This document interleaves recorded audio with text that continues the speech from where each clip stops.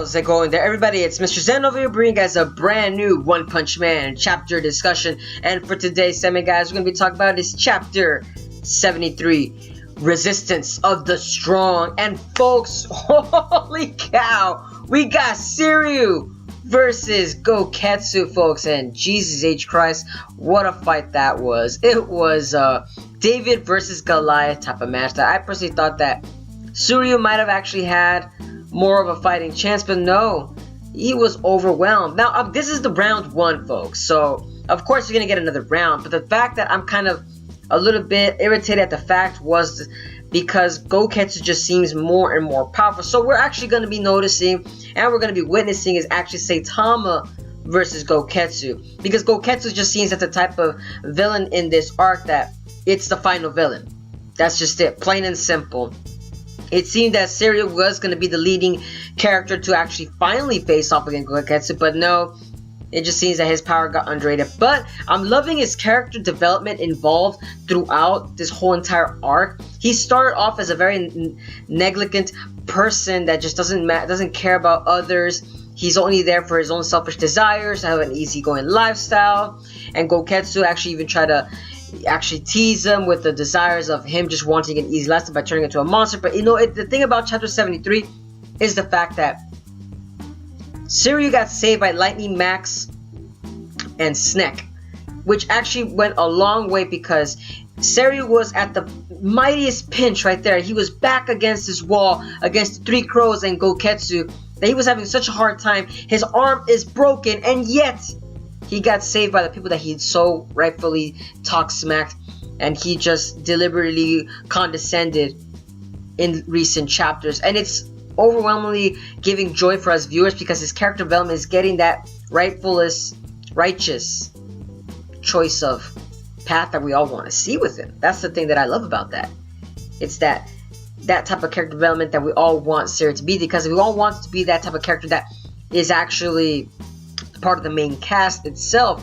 I'm hoping also that the fact that Siryu does not die, because it just seems that he's down to one arm itself. So, you know, it just goes on to say that, you know, will Goketsu actually kill this character? Because, you know, it just seems along the fact that Goketsu seems that type of villain that he's giving mercy, but at the same time, he gives characters such a small, brief chance of escape. 3 seconds, folks. That's all it gives each character. 3 seconds to get up, even though they actually are in withering pain. Like I said, Jesus H. Christ, folks. But like I said, chapter was overwhelmingly delicious in content and action-wise.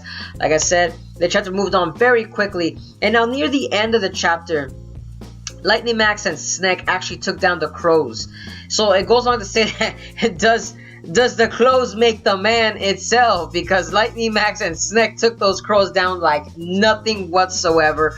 That I thought to myself that was actually interesting, you know. Snek himself, I believe, it just seemed like these Crows might have been a little too much for any regular person, but then again, Snek and Lightning Max have actually seen the dangers of facing off against the Sea King. It's thanks to the Sea King that these characters are actually able to develop more and more, that we're actually able to witness these characters have a stronger sense of purpose. It's interesting too with Lightning Max that we're getting to see him become this person that we all want to be.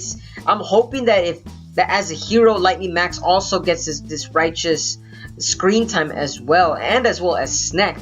Because Snek and Lightning Max, they've always been brutally damaged. It's no joke, guys. It's no freaking joke. But, like I said, we got to see another character in this chapter I do want to talk about, folks. And that is Bakuzin. I believe, yeah, my mistake. Bakuzin was actually this character.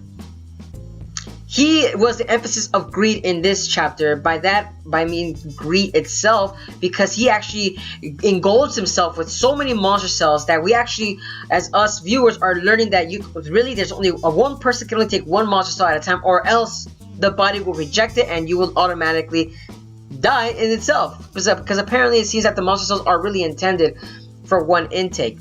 And maybe it's probably due to the fact that the body itself doesn't know how to harness that power, or doesn't know what to mold itself into, or maybe it just it just the body, it depends also the person's will, if it can actually manifest all that strength from the monster cells into the body, as well as maybe Bakuzan was just a weak character and he was just overly cocky, that made it seem that as if he was really gonna be turning into this brand new monster that would have overwhelmed Goketsu and everybody else. But no, just no. It was pretty sad looking at that, pretty sad. But it was interesting seeing also Seiryu giving that moment that actually he's asking for help too. It was at that moment, like I said, you know, he's asking for help. He's down at his knees, and what more can it say? And it's interesting that Bakuzan actually took the opportunity to actually try to kill Seiryu, as you guys kind of saw that he sees Seiryu as this path that he cannot overcome, so he'd rather have him die, and then he can actually just take the glory itself. Like I said, it's funny that Seiryu doesn't really see that. He just sees it as more like these people have to actually get stronger themselves. But like I said, chapter was amazing, folks. It was amazing. Like I said, I'm not that Yusuke Murata is going along with these chapters, but it also seems the fact that the chapters, or this story arc, is also ending its draw right now. It's near the end. I mean, come on. Goketsu is the only one that's going to be alive in the next chapter. So that goes on to say that we could actually just see Seiryu and Lightning Max and Snake try to handle Goketsu at the same time, giving us some good screen time, but then after that, that's it. And then of course we're going to have Saitama come in. Now I'm wondering as to how Saitama is actually going to come in at hand, and that's what I'm kind of hoping at. How is he going to come in? That's the question, folks. If he's going to come in a comical fashion, pants halfway down, asking somebody, do you guys have an extra belt? My belt's actually ripped. Or he comes in and he's wondering, oh, where did everybody go? I was in the toilet. Like I said, it'd be interesting to see how Saitama's going to come in, because it's always interesting to see how Saitama always comes in that running gag as the last person to come in and save the day. But like I said, folks, that's it for today's segment. Let me know down in the comments below as to what you guys' thoughts on the chapter itself. Suryu versus Goketsu. That was interesting. But poor Seiryu, he lost. Fan favorite. I love Seiryu's character, but it just seems that he's not getting enough that screen time anymore, because I mean this whole arc was literally just about him with his character development. But like I said, folks, give me a reasoning too, folks, as to what do you guys think of the power level as well with the crows. That I kind of want to know, because Lightning Max and Snake seem to be like they actually took that characters down pretty fast, quicker than I would have originally thought. Like I said, let me know down in the comments. But don't forget, guys, if you guys enjoy my content, don't forget to give a like, comment, share, and subscribe for more One Punch Man chapter discussions. And as always, guys, hope you guys are having a wonderful day. But this is Mr. Zen signing out.